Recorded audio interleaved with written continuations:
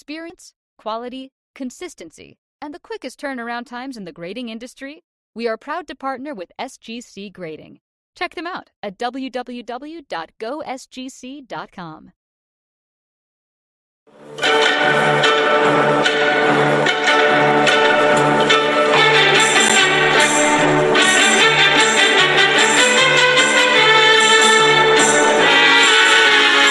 Hi, I'm Danny Black. And I'm John Newman. Welcome to Card Mensches. All right, I'm still John Newman. That's still Danny Black. And we have a third Mensch this week. He's been on here before. He's probably more deserving of the Mensch title than the two who started the show. So it probably should be his show. But we're always glad to share a screen with him. Dr. James Beckett. Welcome, Doctor. Great to be here, fellow Mensches. What a Friday night. Yeah, go ahead. I was going to say, what a Friday night you get to spend it with us. You must have lost a bet somewhere. I had my Friday night date with my wife last night.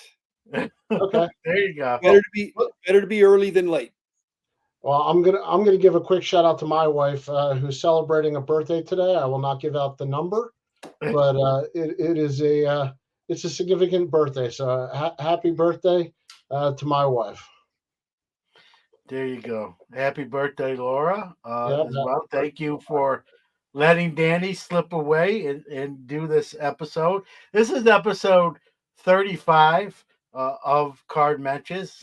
We're in our third year of we started, I guess, in 2022, late 2022. So we've lasted this long. I don't know if it's stubbornness or a few people like the show, but here we are.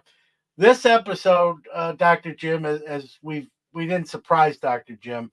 This we're calling our hobby Mount Rushmore. Those that maybe don't know, Mount Rushmore has presidential faces on it. It's carved in North Dakota, I believe, and or South Dakota.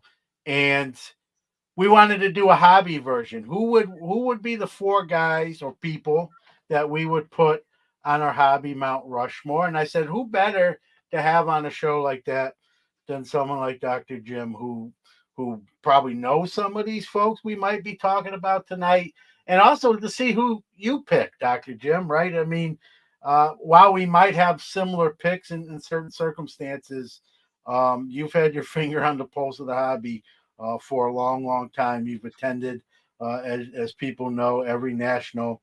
So you might have crossed paths or even known some of these folks personally, maybe not all of them, but definitely when we thought of this episode, we said we have to get Dr. Jim on this episode. It's just that kind of episode. So here you are. You graciously accepted our offer, and you asked to go last, so we will honor the guest request. We'll kind of go. We'll let Danny. We'll go typewriter order here. I don't know the Dakotas. The furthest west I've been is where Dr. Jim is, which is Dallas. Unless I don't know which is more west, Chicago or Dallas, but that's as further west as I've ever gotten, at least stateside. I've been to Belize. I don't know if that's more west or not, but so yeah. No one believes as you. Yeah. It's Friday night, Dr. Jim. This could go off the rails, Dr. Jim. This might be the last time you agree to something like this, but we're glad to have you nonetheless. Well, I don't know my Dakotas. We've established that. I am correct in this. There are four faces depicted on Mount Rushmore. So we're each going to pick four people. We'll kind of take turns. Again, many of us may have similar picks, and then we can elaborate on that. I also had three honorable mentions that didn't crack my top four that I'll throw out there at the end, and same goes for you guys too. If someone was sort of close but just didn't sneak in onto the rock facade. So we'll let Danny go first. We'll go typewriter order here, and Dr. Jim will do the first round last, and whatever order you want to do it in. So go ahead, Danny. You can kick this off. All right. Well, maybe it's just the fact that I love history. I'm going to put them in order for me. So I'm going to start with the oldest. And based upon your introduction, Dr. Beckett must have grown up with this guy, Jefferson Burdick. Just kidding. There's the picture. Jefferson Burdick, who created essentially what I call the card catalog of cards. His collection ended up in the New York Metropolitan Museum of Art. And he literally glued cards to pages, sports cards, non-sports cards, and created every name, abbreviation, really started the documentation of the hobby. And, the first person to really put it down on paper and make it universally, accessible to everybody. He was a big believer in making everything accessible. That's why he left his collection to the museum. And it wasn't about grading, and it wasn't about flipping, and it wasn't about eBay. He was literally discovering these cards himself and creating the T's and the W's and all the sets. And I just think that you have to start there when you look at the Mount Rushmore of the hobby. Yeah, he's on my list. He's on my list as well. And for everything you just said, right? Sometimes I don't think he gets enough credit, and I'll acquiesce here to Dr. Jim. I have a feeling he's on Dr. Jim's list, but I don't think Jefferson Burdick gets enough credit for his contributions to the hobby. Like you said, some of these early sets had no names. There was no identification pertaining to him, and he kind of classified. He was the Dewey Decimal System of collectible cards when there wasn't one, and it's still used today, right? I mean, nothing got changed. He cataloged them, and we still use his designations to this day. And I'm not saying like had he not done it, someone else wouldn't have done it eventually, but he did it, and we got to give credit where credit is it's the one due. we use. If somebody else did it, it would be totally different. This is our vernacular. This is the language. This guy, I don't think we talk about him enough in the hobby. I know Sabre, which is very cool, has done their yearly award, is the Jefferson Burdick Award. We have combined, the three of us have won one of these. Unfortunately, it's not me or Danny. So you figure out who actually has won a Jefferson Burdick Achievement Award. It's Dr. Jim. Congrats to Dr. Jim. Mr. Dick Perez, Mr. Diamond King, is this year's recipient of. And as far as I know, only one of us has cleaned his grave. That's true. He's only about an hour. His resting place is about an hour north actually less than an hour. It's about 30 minutes. I'm thinking of Cooperstown for some odd reason. It's about 30 minutes, not even, north of here. And I actually in the area, periodically. And, I went up there. I'll make the story short. It's already been kind of covered. But I was surprised at what shape his grave was in. And I'm like, that I can't leave it like that. So, and the rest is history. But it's my way of saying thank you, I guess, in a small way compared to his contributions to the hobby. So I'm fortunate enough I live close enough to be able to do that. And I'll periodically check in and make sure it's being maintained. So a guy we don't talk about enough, very important to the hobby we know today. And, his collection is at the New York Metropolitan Museum of Art.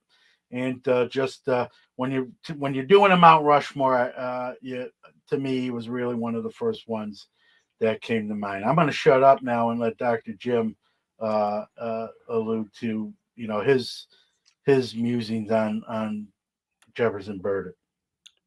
Two things. One, I think that he's the only one that I don't know personally. I think everybody else we're going to talk about I knew or know or knew. And in this case, you don't have to be dead, I don't think, to get on it's dead presidents. But maybe we're not thinking of it that way. You don't have to be dead. But I think Jefferson Burdick, I wish I'd known him. I think we'd be kindred spirits in a sense. every time I'm on one of these shows, if Mookie has a comment, there's always one really great nugget in his comment. And so I'm just picking up, if anybody's watching, about Jefferson Burdick being the Charles Darwin. And Yes. basically, that's a really interesting thing because, first of all, Darwin did the origin of the species. He also did survival of the fittest. And he believed in natural evolution over time. All of those are aspects of our hobby that have endured for for 100 years. And one other point about Jefferson Burdick is that T206 is not a set. It is many sets that he combined into one of white border of the American tobacco brands. Otherwise, there could be 17 sets. And so he made, it wasn't just robotically, well, here, these are cards from Rodeo Meats, so we're going to call that Rodeo Meats. No, there was a lot of selectivity, editorial judgment that he used, and thankfully he was a wise person that made these sets chaseable. So he's my number one.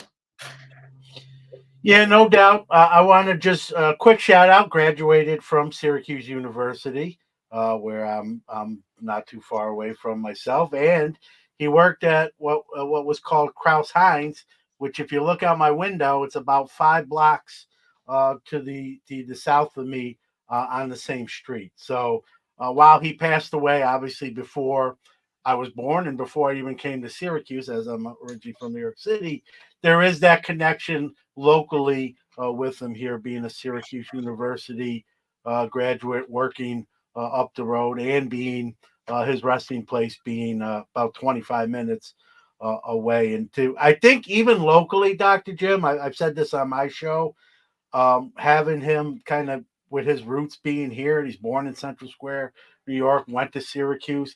I don't think we talk about him. I don't think the media here even talks about him enough, being that he's from the area, and it's kind of sad. So anytime I can, and one of the things that came from what I did that I'm most proud of is not the actual cleaning, but the people that said, hey, I didn't know much about this guy. I saw your post and I researched him. I Googled him and I learned about him. And that's what makes me smile. So there you go.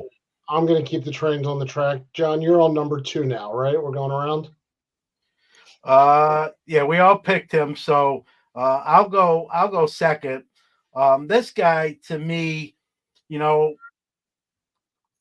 I mean, Tops wouldn't be Tops. I know the Shorin family. I'm a kid from Brooklyn. This guy put Tops where we know it today.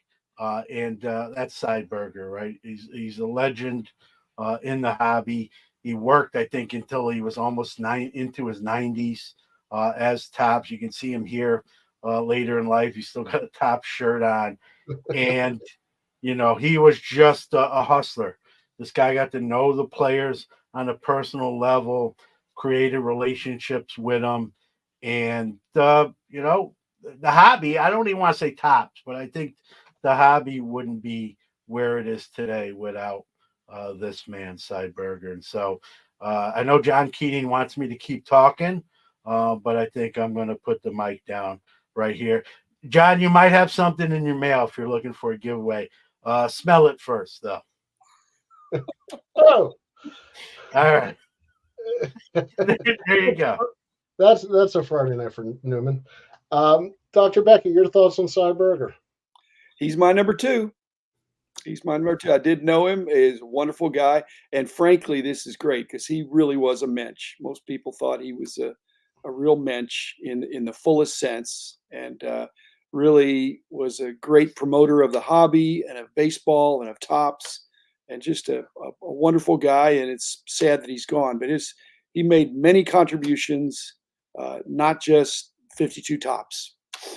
He was an enduring influence in that company and kind of the soul of that company for so many years. So yeah, he's and it's not that he's less than. It's just that's a little bit kind of priority or maybe chronological order. So he's not number 2 in any sense other than he's the second one, and well deserved for sure.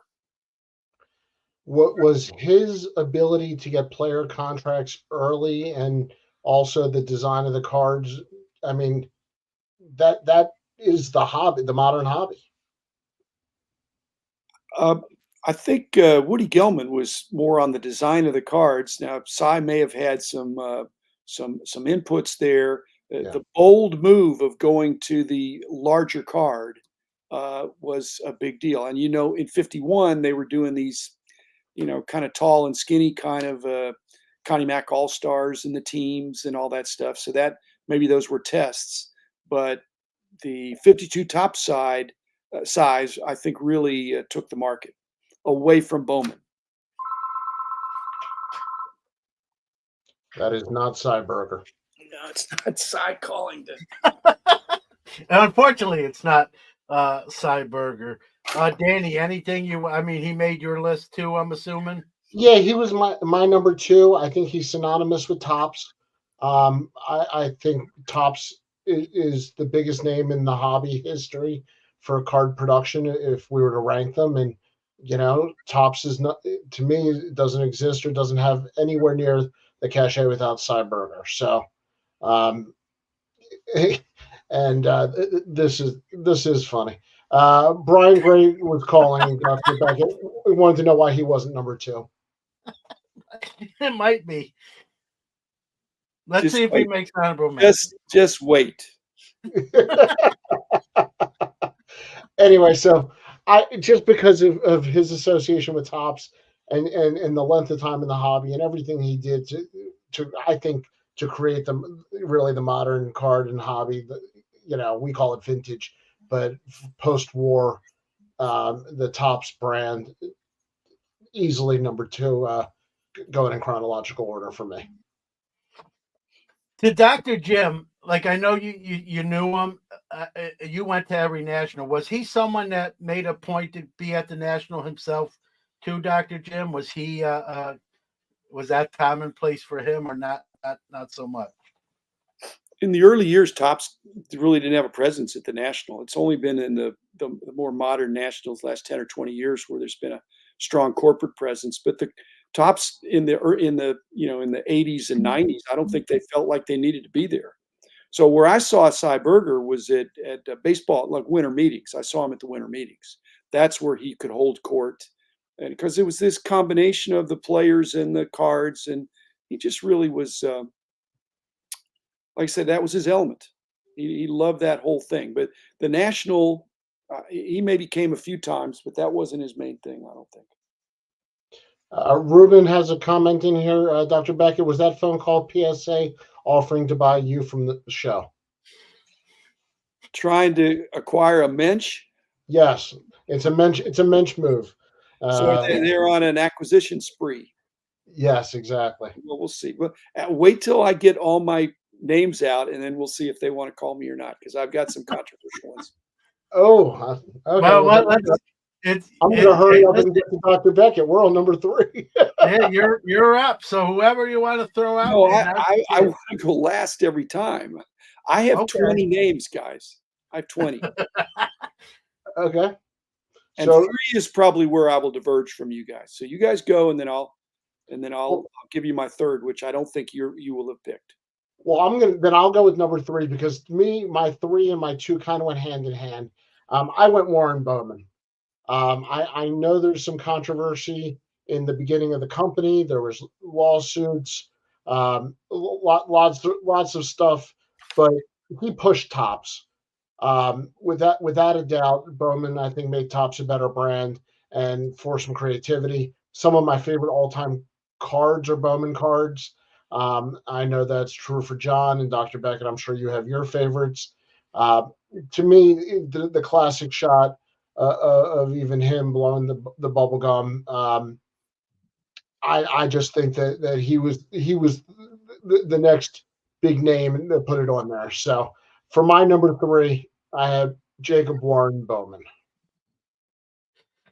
Yeah, he didn't make my top four. He was on the cusp. He was on the bubble. So he's one of my honorable mentions. Bowman, as we all know, pushed Tops to the levels that they needed to be to survive, where Bowman unfortunately didn't. But it was that Bowman push that created the Tops that we knew from the 50s and present day. So we got to give some sort of credit where credit's due. And so Bowman made an honorable mention for me. I don't know, if Dr. Jim wants to touch. I don't know if it's on his list or if he wants to talk about Jacob Warren Bowman at all. Well, he's not on my list. I did not know him.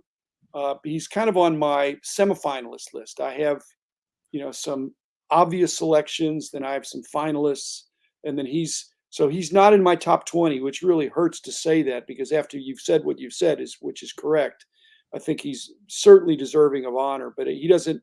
In no way does he make my top four. Just because what happens, the victors, history is written by the winners.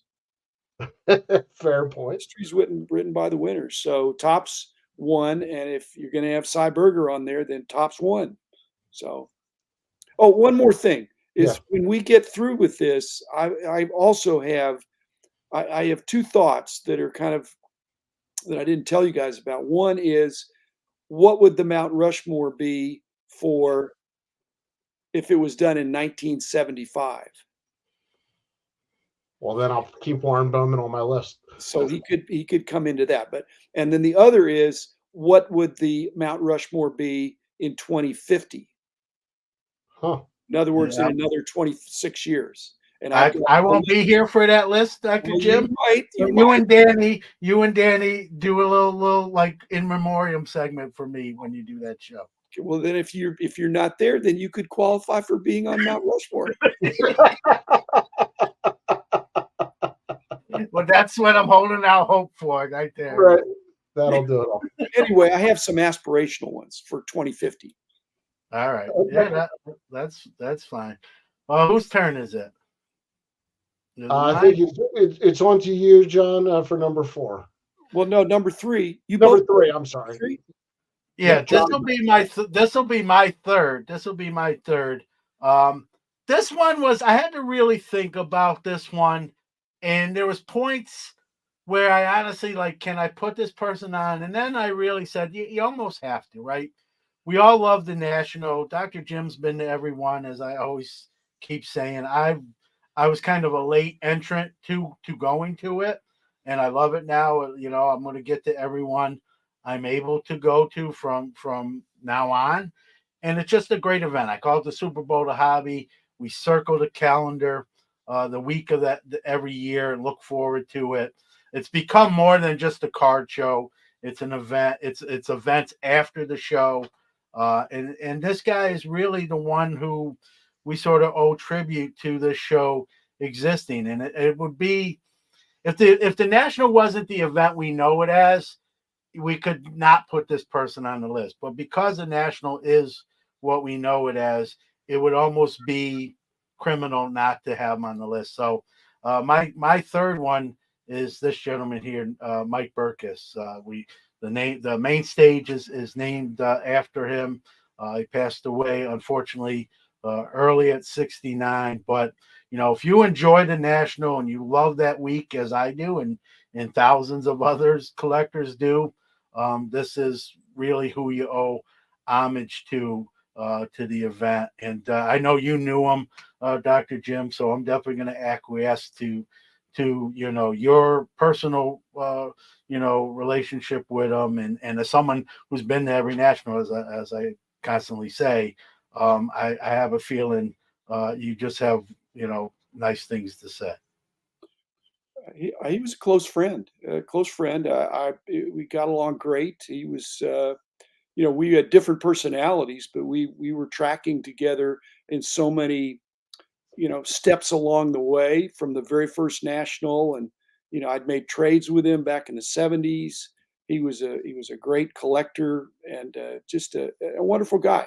So I'm sad that he's not there. I do need to note that he was one of the co-founders of the National. In fact, early on, first chair was Gavin Riley, who was just a fabulous collector and a great guy.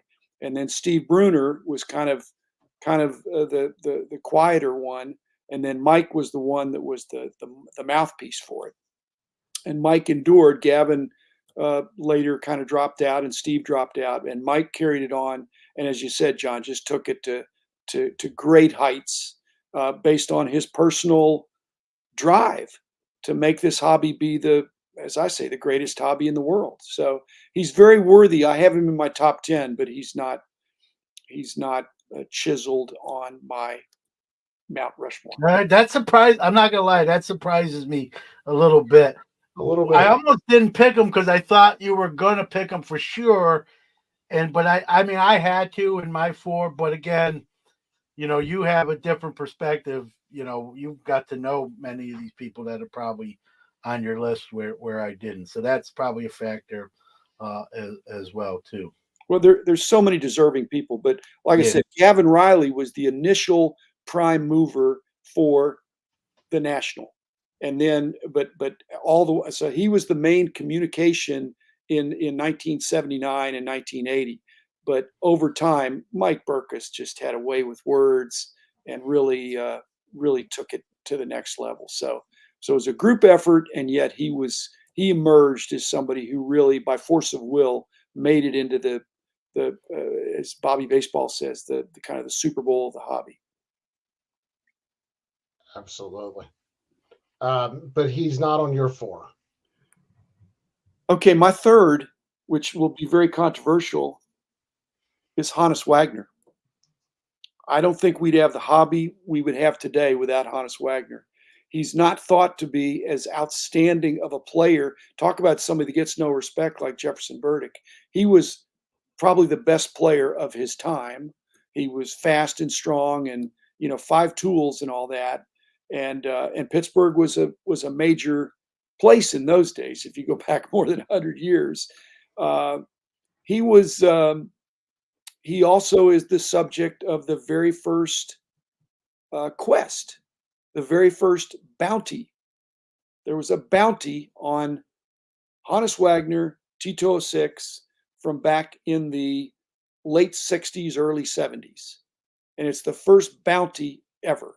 And it was, I remember it being $250, and then it got to $1,000, it got up to $1,500, and people thought, who's the crazy idiot that was putting up a bounty? And it was a guy who was not crazy, but was out in front of a lot of issues, and that was Charlie Brooks in Detroit. They're asking where the Hall of Fame could be. In those days, in the 60s and 70s, Detroit was a legitimate epicenter. I mean, there was stuff on the West Coast, there was stuff in New York, but Detroit was very strong and it was one of the first to be. So at any rate, so sport hobbyist is what Charlie Brooks had. Charlie's not on there, but I'm just to be a contrary. I don't think we'd have the hobby we have now without Hannes Wagner. And his objection, perhaps, to being exploited by American Tobacco. Definitely thinking outside the box. I mean, that's what I love about you, Dr. Jim, and the comments in the chat room echo that too, right? But it's a great point. That card, that player, we talk about it. It's over 100 years ago, and we still talk about that card. You think it came out yesterday? The way it's still in conversations, and how it created, like you said, the hobby we have. So it didn't make my list. I won't argue it because everything you said is correct, Dr. Jim. That's the beauty with these lists is it's all subjective, but I can't make any counter arguments to that, and I love it. If there'd been if the Mount Rushmore were to be established in 1975, he would be on there in that sense, because a lot of the people we're going to talk about had their heyday after that time. But I'm telling you, when I was getting very involved in the hobby in the early 70s, that was the card. And it's amazing. It still is the card. It's the only card. I mean, to think about it. I mean, Mickey Mantle and Michael Jordan and Tom Brady and all stuff. But Hannes Wagner back in the mid 70s, at some of the big shows where all the big collectors were there, they could literally name every Wagner who had one. And it was about 50 that were known at that time, and they knew who had them. That's how strong the mystique was for that card. And it wasn't, Eddie Plank or Sherry McGee or one of these other T206 rarities, Ray Demet. It's Hannes Wagner, who at that time was the best player in baseball. Can you point to yours behind you? That's an unmensch-like comment. Mensches don't say stuff like that to each other. I got a different question, Dr. Beckett. You mentioned one of the greatest players ever. Is there a little bit of Pittsburgh favoritism in there? Yeah. Zero. Okay. Okay. I just wanted to clarify. I wanted to make sure that the audience. And just to be clear, I never met Hannes Wagner. Yeah. How was it watching him play? A couple of people are making the comment.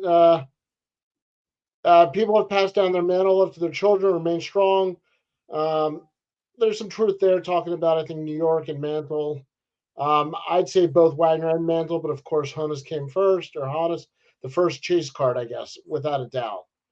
And Hammer and Hank says, Dr. B smoked very funny on the tobacco card. We are a punny group with Wagner. That is hysterical. Okay, so where are we on the list? Are we on number 4? Number 4. Okay, well, I know John and I have the same one here. John, you muted yourself. I don't have a slide, Danny, for this next one on my list, because we got the best thing. We have a moving a slide motion, and I always introduce him as the man that needs no introduction. And I whether he Dr. Jim's on this episode or not, my pick would not be any different. It just happens we're fortunate and blessed to have him on the show with us. We work with him on Hobby Hotline. I'm glad to call him a friend. I've called him a hobby icon when I've introduced him. So he's on my Mount Rushmore, and that's Dr. James Beckett. So we don't have a still photo, but we don't need a still photo. Again, when we talk about people, who, how are we here, right? How did we get here? This gentleman is on that list, and he might not agree with me. I don't know, but he makes my list. I know he made yours, Danny. And again, this has nothing to do with knowing him personally or him being on this show. This is just how it's got to be for me. And when we talk about comps and things like that now, he we talk about cataloging. He had almanacs, but even before the Beckett price guides that are so famous to this day. And so when I came up with my 4, Dr. Jim was on that list. Dr. Beckett, a little bit awkward to talk about you when you're here, so I'm glad you're alive and with us to hear it, though. Out of all the people on the list, I got to tell you, I'm the youngest one on the screen right now, and growing up, it was your magazines. I was a dealer starting, in my teens, and it was the up arrow and the down arrow. Created a lot of happiness or sorrow at a lot of mall and VFW card shows for a teenage Danny. And every magazine, every time they would come out, I really grew up on it. So to exclude you from the list of what the hobby has done for me and the people that have impacted the hobby on me, I couldn't exclude you, Dr. Beckett. Proud to know you, glad to have you on here, and thank you for what you've done for the hobby. And I want to add something too. I'm trying to make Dr. Jim cry. I don't know if I'm going to be successful tonight, but listen, when you sold Beckett, you could have rode off into the sunset, and you didn't, because you love and you have a passion for, as you say, the greatest hobby in the world. You're still making contributions with, with your podcast, being at the national every year, interacting with people. Before I knew you, I've said this to you directly. I'll say it where everyone else can hear it. Before I met you for the first time or got to know you, what I thought you'd be like and how down to earth you are was completely two different things. You're a humble man, a person of faith, and an inspiration for me to try to be a better hobbyist, a better person. And like I said, you don't have to be active. You've made your contributions, and yet you're still doing it here in 2024.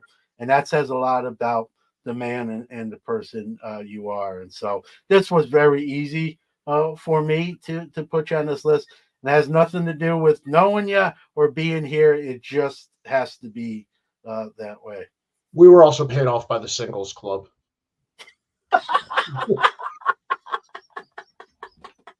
I like that. That's funny, but not true. But it's funny. So, Dr. Beckett, you're our number 4. So, what is a mensch supposed to say to all that? Just, I guess, just say thank you. I appreciate that, those kind words, and but I'm not ready for Mount Rushmore or even for consideration, because I think I've still got more to go. So we'll see. Well, I don't think you're falling off it, but appreciate it. That, Yeah, you got you can pull whatever you want. All right, who's your number 4, Dr. Beckett? You guys are going to kill me for this. And then don't take. I never even heard of them laughing. It's good people after you tell me all this humility and everything. I actually stopped at 3, and then I have finalists. Okay. Because after, I really had 2 that were just slam dunks. Like I said, Mike Burkus was in my top 10, but not, and Hannes Wagner, you talk about a player and a card that has gotten a lot of recognition, but could even get more. That was the quest. So I just stopped at 3, and then I made this big long list of people that are, some of whom are extremely deserving, and but it's hard to just. It kind of depends on how you hobby, how you appreciate some of the things they did, but they were amazing. And then I have some aspirational ones for a kind of a 2050 approach to yeah. Hey, Do Mookie, you want me to is standing here, Mookie? You better be careful there. Wow. So how about we do this? I have 3 honorable mentions. I'll mention them kind of quickly, and then we can go over that extended Dr. Jim list if he doesn't mind doing. And I've got a couple honorable mentions if we can squeeze them in. Yeah. All right, John, thank you. I'll do that in that order, and then I'll give you all mine, because there's some really worthy people that. Yeah, that's the thing. When you do lists, right? That's the bad thing about lists is, your chances are you might leave someone off, or someone's feelings can get hurt. So, my controversial honorable mention is Mr. Mint, Alan Rosen. I know a lot of people aren't fond of him or his bedside manner, but he was critical to the hobby we know today. This is the guy that some of the things he did when he did are still, we see more. It's more commonplace now, and I think a lot of that is to him. So Mr. Mint was one of my 3. Jacob Warren Bowman, as I mentioned before, didn't make my top 4, but he was an honorable mention. And we talked about him already. He's this year's winner of the Jefferson Burdick Award from Sabre, and that's Dick Perez. For me, and I wrote an article about this, growing up in Brooklyn, I was a Topps kid. I could care less originally when Donruss first came out. But it was his Diamond Kings that made me turn my head and say, what is this? And there's something else besides Topps that's sort of interesting. And I've had the privilege to get to tell him that and interview him and have him on and meet him in person.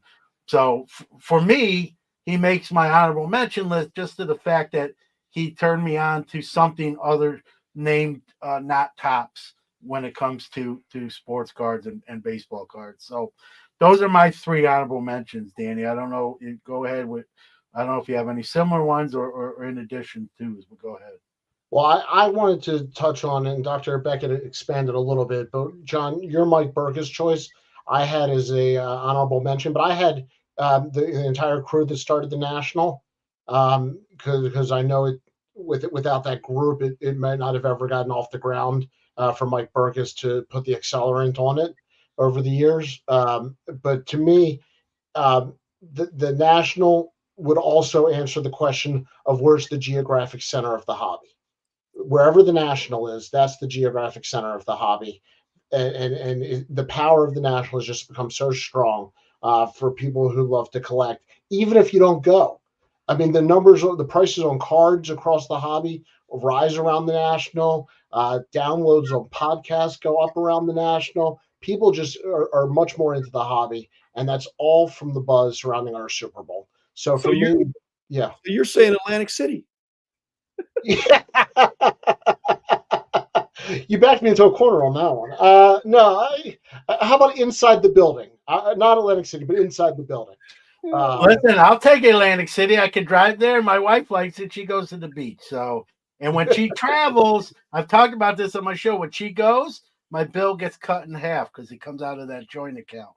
So Atlantic City every year. I know people are cringing hearing me say that, but well, if you want a Hall of Fame that's going to be or a Mount Rushmore that's going to be not visited after dark. Yeah, really. And really probably not even afternoon. We diverge. So that was the big one that I had on my I just thought that Mike Burkus and that group deserved mention. Dick Perez, I respect completely what everybody's saying. I think it's one of the first insert sets that has resonated still to this time. Not every insert set has still resonated, and Diamond Kings are one of the few that are avidly collected by so many people to this day. But didn't make my list, but honorable mention as well. And then the only other thing I'd like to throw in there is whoever created hobby social media. I don't know if it was one person, but social media has changed the hobby. And I couldn't figure out how to put a person on there, but it is certainly a part of the hobby differently than when I grew up. And it's a real part of what we do now. So you're saying Mark Zuckerberg? Elon. I wasn't going to name any specific names, Dr. Beckett. Was it Al Gore? Al Gore invented the internet, I believe. So yeah, I wasn't going to get into that any more than I was going to ask Dr. Beckett to show cards from the wall. All right, so those were my honorable mentions. So I think Dr. Beckett. Now? Okay, I've got a list. I'll go through them. I'll try to do it pretty quick. I mean, I believe in a small Hall of Fame, and so maybe I believe in a small Mount Rushmore or something. But if it were more than 4, it wouldn't be a big deal to me because it really gets tricky because there's so many deserving people. And like I said, I think it depends on the time reference. If you in 1975, it would have been different than 2000 and 2024. And I've even looked at where I think it could be in 2050. And I'm hoping a couple of guys especially do great things to where they're, but with Mount Rushmore, it's permanent. You can't chisel out George Washington and put somebody else in there. I guess you can make a new one. I had Rob Veras on my, and one of the things that I really admire about him, aside from having the kind of the preeminent card shop, is he's been able to pretty successfully have a generational transfer from his dad being involved somewhat, but mainly him, and then bringing Ryan, his son, in. So a lot of admiration for what he's done. It's not luck, it's hard work and a lot of vision. And it's the place where people need to go if they're only going to go to one card shop. And that's again, in 75, he wouldn't have been on it. By 2000, by now, he is a go-to guy. So, okay, that's one. The other one, and this hasn't come up, but if I put in Hannes Wagner, I can't really put in Mickey Mantle. But Mickey Mantle would be the other player. Very iconic. Again, if you wanted to draw people, have people come to the Mount Rushmore, putting Mickey on there would get all the baby boomers to come and all the people of a certain age. So Mickey Mantle, again, it's the card of the modern of the not ultra modern, but of the modern age. Let's see, Frank Nagy, I think would have been on it if it would be in 1975. He was kind of the preeminent collector out of Detroit.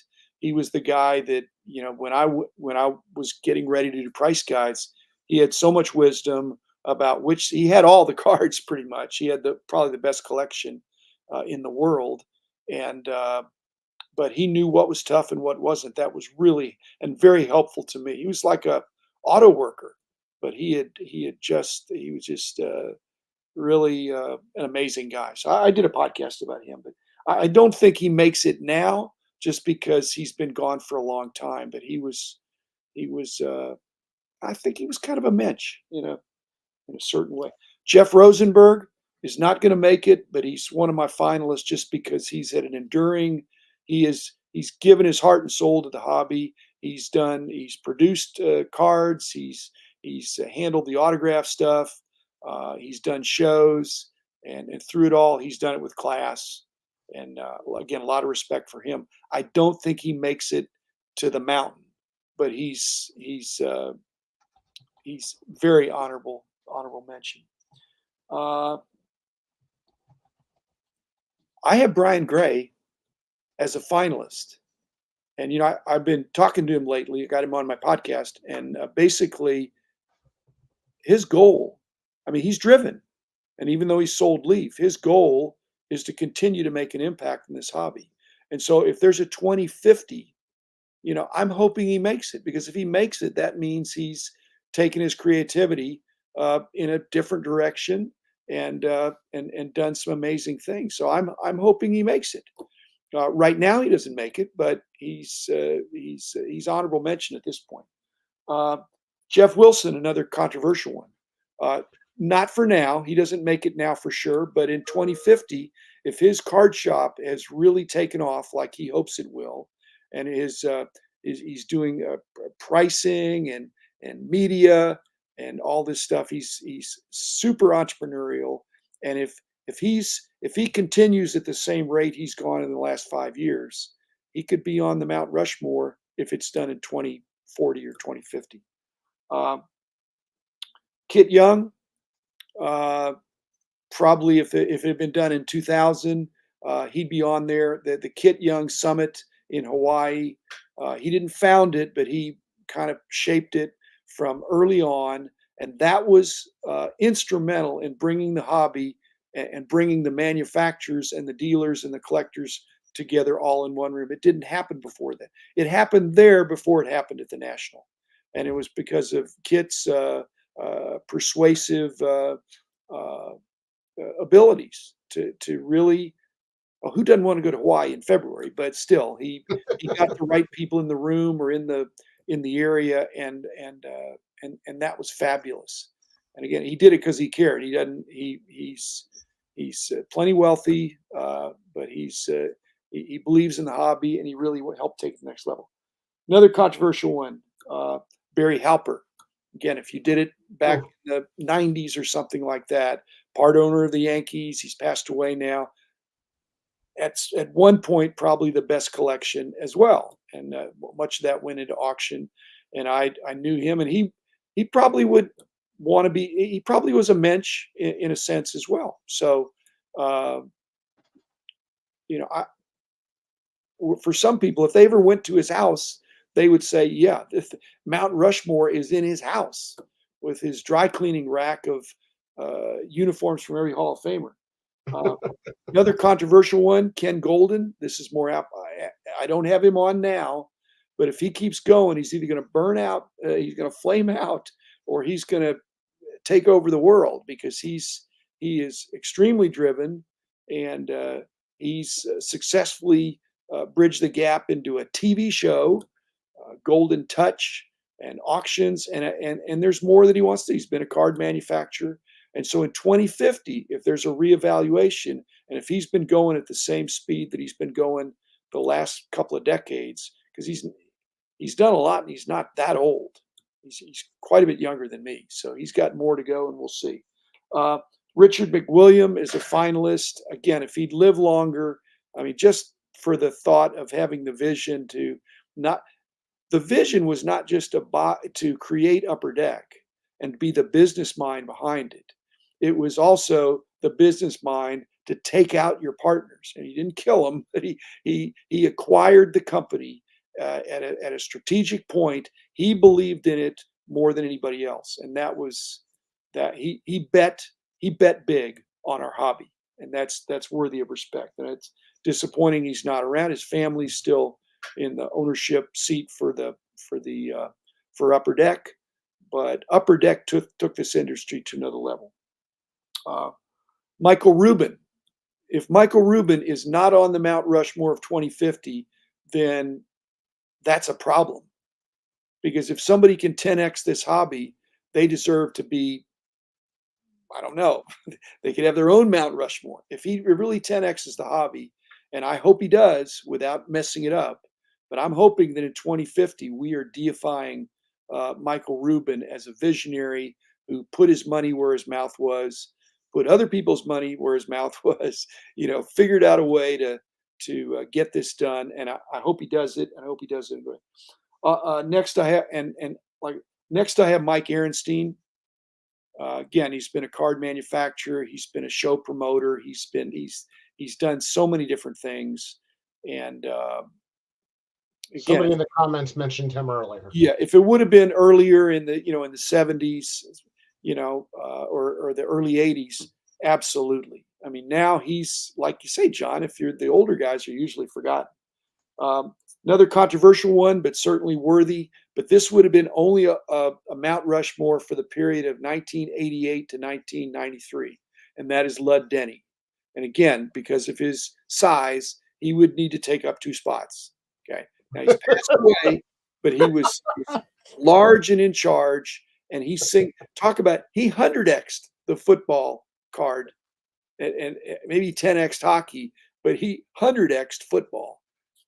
He put football on the map just by his promotion and going to New York and talking these the players in the leagues into giving him a shot. And that's, again, I don't think he makes the mountain, but he's certainly worthy of remembered. Mike Kramer is one of my, again, you got a guy that had millions of cards before he started a card company. He started a card company.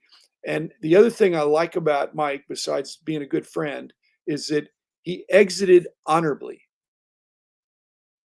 He didn't, I think he got a bad deal. He didn't make a big deal about it. He just quietly sold the brand. And he wasn't bankrupt or anything. He had plenty of money. He walked away, and so he's had some health challenges, which I think he's turned the corner on. So I'm very, very pleased about that. So he's worthy of it. I don't know that he makes it, but he's worthy. Larry Fritsch, his name's already come up, but Larry Fritsch would really be. There was one period there when all you found were the only access you had to cards was sporting news, and Larry Fritsch was the man. And then I've been up to he has, like, when I talk about the 7 wonders of the collecting world, that was one of them, going to his barn. Unbelievable. Just millions of cards sitting out there in an unair conditioned barn. Was amazing. Only got 2 more. Mr. Mint, obviously, he'd be my top 10. But again, there was a period there where he was the face of the hobby. So maybe we don't want to put him on Mount Rushmore, but he would want to be on Mount Rushmore. In fact, he would insist. In fact, he would not be willing to be on Mount Rushmore unless he was in the first thing that you saw. And if you didn't put him on, he'd just make his own Mount Rushmore. No, he would not. He would not come to a card show unless he got table number one. Yep. I mean, that was his statement. Dick Perez, again, very worthy, but I have his vote split with Frank Steele, who was I was a lot closer with Frank, and Frank was the vision. Dick was really the skill. Wow. I mean, just amazing, prolific artist, sports artist, but artist too. And then lastly, my last one that I hope makes it for 2050, because if he does, it would have meant, even though he's a kind of a quasi-competitor of my old company, but Nat Turner. I'm very hopeful that Nat Turner would have done enough by 2050 that people are saying that guy needs to be on Mount Rushmore. In fact, Michael Rubin and Nat Turner are kind of the leaders of the two biggest brands or entities or conglomerates in our industry. And if they do well and really lead and not follow, but lead, then that'd be great. So I guess what I'm saying, guys, it's premature. Number one, you can't put me on there because I'm alive. And some of these, and I think things are going to keep happening. Marshall Fogel, the question just came up. Great collection. I don't know, Dr. Beckett, what you think about Marshall? He's very worthy. I mean, he's a great spokesman for the hobby. If this is, I'm Sports Card Insights, and there's sports collectibles and memorabilia and all that stuff. If it's memorabilia and cards, he moves up many notches. Maybe he makes the mountain, but he's equally memorabilia to cards. In fact, I think he's very selective on cards and has a fabulous memorabilia. But he'd be certainly worthy. I don't think he'll own a card. I don't think he'll own a card under an 8. I think it's that's correct. Nothing graded lower than 8, or he doesn't consider it. So nice guy. Like, I had him on. I got to know him. I know. Yeah, he's a great guy, and he's a great spokesman for our industry. And he's generously loaned out these fabulous, pristine types of things that are just millions of dollars. He has one card that's worth more than most people's collections, for sure. I got to add this in, because this is one of the most amazing facts about him. He was in a tank battalion at the age of 63. I'm 51. So 12 years from now, I probably couldn't even climb up into a tank today, let alone 12 years from now. He did it at age 63 for, I think, 2 years, or at least a year. That's insane. I've actually been in a tank myself when I was in the Army, and I'm just telling you, if the big guns don't get your ears, the tanks will, because it's miserable. It's miserable being in a tank. It's the opposite of shock absorbers. In fact, you are the shock absorber. John, I would pay to watch you get into a tank. I would try it. I'd just have paramedics. Just have paramedics standing by. Ruben says, "John, you are a tank." That's probably the closest I'll get to being in a tank, is being one myself. Dr. Beckett, real quick, Barry has asked a lot of great questions about your magazine and for you. I don't know if you know this. How many issues of Beckett are there? You mean how many different titles, or how many? I'm assuming he means how many issues of the baseball magazine have there been. I have no idea. Yeah, I don't know. I think it was. If you buy the current one, it'll tell you on there. Yeah, usually, yeah. We were up when I sold out. We were in the 200s, but 12 a year times whatever that's been, 40. Wait a minute, 40 years. So we had actually did 10 or 11 some of the early years, because we did a double issue for some of the winter months. But so that's closing in on 500, 480 or 470 something. Wow. Well, and then there was different numberings. We had alternate covers, and we had Well, I gotta say, I love the list. You didn't care, like you said. Some are definitely controversial. We saw some comments in the chat room with some of those names mentioned. There's one gentleman you mentioned, like, if he would be on his own Mount Rushmore.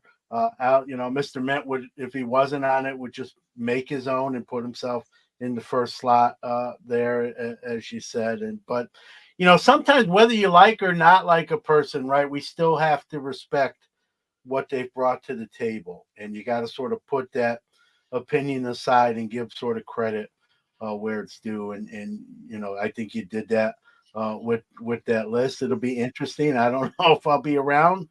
Probably not, but we'll see. Where it goes. And again, with Mount Rushmore, my sense is that Mount Rushmore was determined probably by Congress. I mean, I don't think there was a popular vote of who should be on there. And I don't think the sculptor or the whatever it was, said, I want to do, these are interesting profiles, I'm going to do those. I think there probably was some congressional, it's like being on a stamp. If you've passed away, you've made great contributions, and you're going to be selected for this honor. So. And funny, when I made my list of 4, and obviously I just made, like you said, Dr. Jim, I made a list of like 10 people and then narrowed it down to 4, to my final 4. What is it with the last name with B's, right? You got Jefferson, my 4, Jefferson Burdick, Dr. James Beckett, Cy Berger, and Mike Burkus. And I had Warren Bowman as mine. Yeah. Danny Black. Danny Black. I'm a little insulted. I got to tell you, Dr. Beckett, you named 243 people, and I didn't make the list. You can make if Hobby News Daily is going strong in 2050, you really have a good chance. Well, that's a good reminder for anybody who's watching. Tomorrow night is our 1-year anniversary show of Hobby News Daily. So tune into that. All right. That'd be 6,000 episodes, I guess. 250 a year times 24 years. Adam Palmer all the time. Well, he can fill them up. Yep. All right. Well, John, do you have anybody else on your list? No, I mean, a lot of, Mike Kramer, hearing Dr. Jim talk about Mike Kramer, and I've gotten to know him in the last couple of years on a more personal level. I've talked about the innovation Pacific brought to the hobby that was a little bit, I don't know if Dr. Jim will agree or you, Danny, was a little bit ahead of its time. And he was doing his own, he was, like he said to me, I was making stuff that I liked because if I like it as a collector, I felt like, other people would enjoy it too. That was my litmus test. And this is a guy that worked doing one of the most dangerous jobs in industry, working on a crab fishing boat in Alaska. And we, even to this day, with all the money, this was in the late 60s, 70s, before the technologies we have today. People still lose their life doing that job. And he was doing that to fund what eventually would become Pacific Trading Cards. And, he's a really modest guy. Like, he doesn't, he reminds me of Dr. Jim in a way where I don't think he gives himself enough credit for what he's brought to the hobby. So hearing Dr. Jim mention him, I obviously nodded my head in agreement and felt a little bad that I kind of left him off even my list of 10. He probably should be in. I would put him probably ahead of, in hindsight, I would move him ahead of Mr. Mint. I just was a brain lapse on my part when coming up with that list of 10, but very worthy. And again, for that's the thing with lists, right? They're individual opinions. That's the beauty of them. And not everyone's going to agree with everyone. I know some of the candidates you mentioned, Dr. Jim, brought out some boo birds in the chat room, but I appreciate you for like, hey, you don't have to like this person, but let's not ignore what they've done in their career, right? That's not fair to them. And I appreciate that fact. And even mentioning like some in the future, hey, if things trend along the way they're going and continue that way, we have to look at those folks as potential there. And I love that you mentioned some guys that would have made it had we done this list 50 years ago, 40 years ago. You always give people their proper credit, and that says a lot about you as well. So it's great. You're always going to leave someone off. I dropped the ball with Mike Kramer, not intentionally, but hearing you kind of mention him reminded me, like, whoops, on my part. So definitely, we could have made a longer list, but I was just going off the Mount Rushmore for people. So that's where if everybody read Mike Kramer's book that came out last fall, yep, they would probably vote for him. If there was such a thing, they would say, wow, I had no idea. Because I've known him pretty well from the beginning, and I learned some things that were going on behind the scenes. I had regular interactions with him, but he just, that was really cool to read the book and fill in some of the gaps. And it's all good. It's a guy that really was dedicated to a hard worker and kind of self-taught. Just a lot to admire there. It's smart buying Topps overstocks item when no one else sort of wanted them. He kind of saw ahead. Again, he saw the writing on the wall when no one else could read it, and became who he was because of that insights and smarts. And again, Pacific, I don't think that brand and Kramer himself gets sometimes enough credit for. I know they weren't around a super long time, but they brought a lot of innovation to the hobby. And and even in his book, Dr. Jim, which is a great book, Kramer's Choice, highly recommended.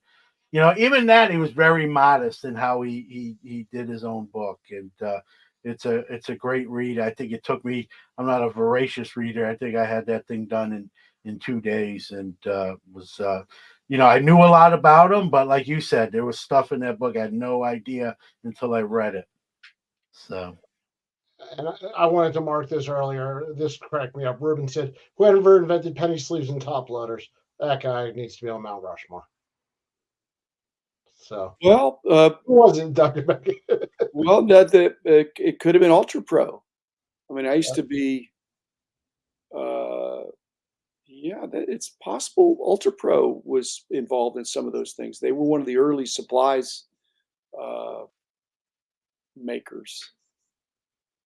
Yeah, I'm not sure about that, but that'd be my guess. Well, for the impact on the hobby, it's hard to imagine anything being more than the penny sleeve. It's kind of a good one. All right, I just want to give a quick shout out to Stadium Insurance. Stadium Insurance, one of our sponsors. Thanks for supporting us. And if you're looking to, insure your collection, stadiuminsurance.com. All right. Stu says replaced rubber bands. Yes, I love this comment. Mookie never fails to deliver. So he said, you took it off the screen. Sorry. Dr. B's in my final four. John and Danny can face off in the play-in game for spot 16. That is truly March Madness. It is your half right there, Dr. Beckett. Yeah, a couple people earlier mentioned even selling platforms like eBay was a game changer. I agree. Whether I say eBay is a blessing and a curse, but again, you can't argue with their impact on the hobby. I lived it firsthand. They came about during my store days, and it changed my perspective on being in the store and what I was able to do, and kind of getting out of the store and just kind of touring and doing shows. So eBay is definitely, I was thinking more on with actual people, but when we're talking about things like that, for sure, you can't argue with the eBay. Someone mentioned that. I'm sorry, I don't remember who it was, but they did mention eBay. No, a couple of people definitely did. And one thing that I think we've already answered, I wanted to try to answer this for Barry, was the first autograph to be included in a pack. Wasn't that the Nolan Ryan insert? Or the Reggie Jackson?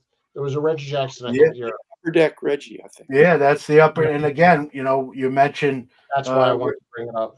Yeah, Richard McWilliams. I know there's some he's a controversial figure, but up until that point, right, Upper Deck became a game changer, much like Pacific did in their heyday. And so, again, we got to give credit for the contributions, right? And Well, even though something happened later on that came to light.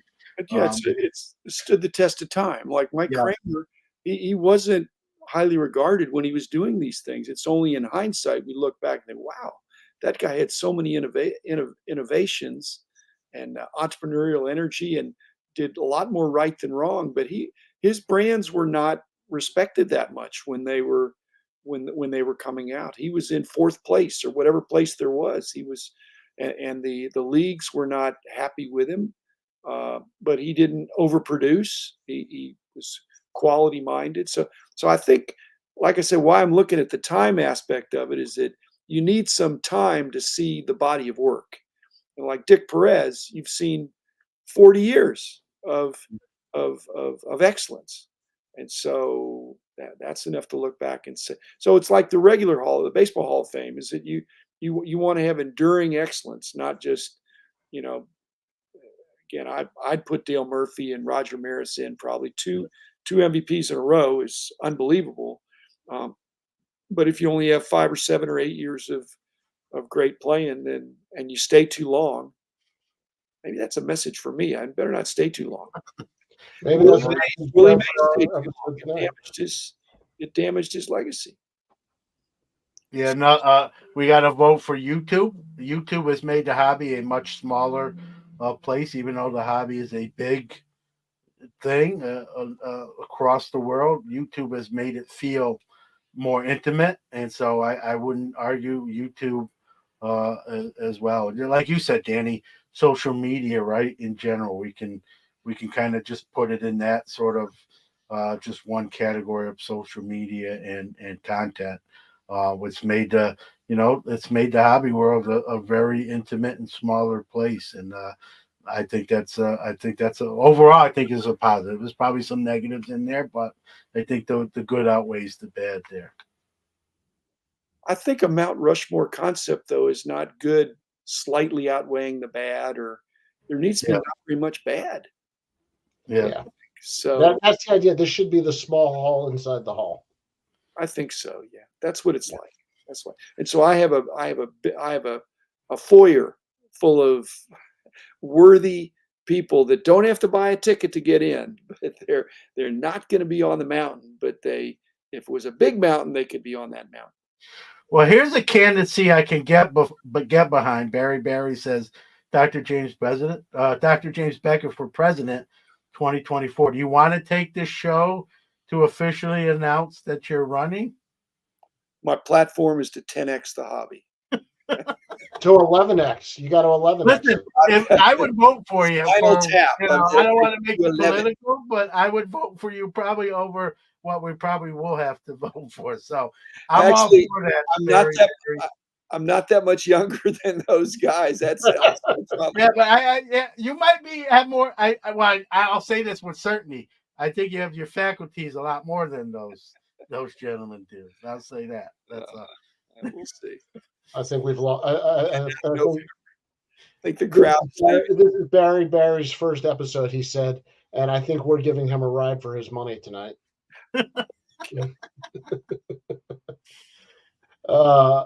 Real quick, Mookie. When Mount Rushmore was finished, we were on the 32nd president. That means 1 out of 8 presidents were represented on the mountain.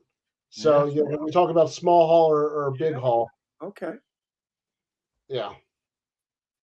So well, and dated. It's dated. So I mean, now you look back and think, why is that guy on there? But like I said, I still come back to Jefferson Burdick and Cyberger. For the end of time, those guys are going to be on there. And we'll come back in 2050 and do an update show. I'll be watching hopefully from above. I'll be with you in spirit, guys. Hear yourself. Then I'll do it by myself. All right, we're gonna wind it up here. Unless you have anything else to add, Dr. Beckett or John. Well, thanks, guys. Good topic and great participation from Mookie, Barry, Ruben, etc. I always say this, Dr. Jim. I don't know if you listen to it on audio form. We have the best like live chat room. Like Yeah. some of the They were comedy and behaved tonight. comments is just great. So we I'm biased, but we have the best chat room going. All right. Dr. Beckett, thank you very much. John, say good night, John. Good night, John. See you guys.